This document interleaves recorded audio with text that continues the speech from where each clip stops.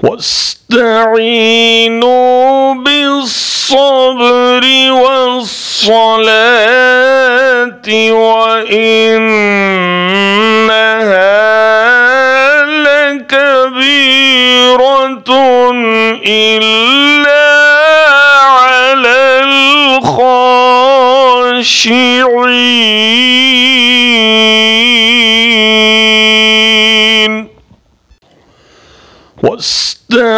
واستعينوا بالصبر والصلاة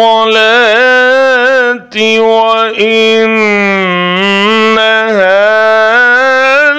لكبيرة إلا على الخاشعين.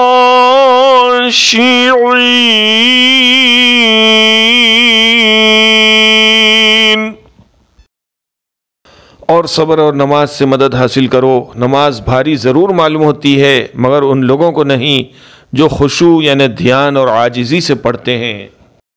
And seek help through patience and prayer, and indeed it is difficult except for the humbly submissive to Allah.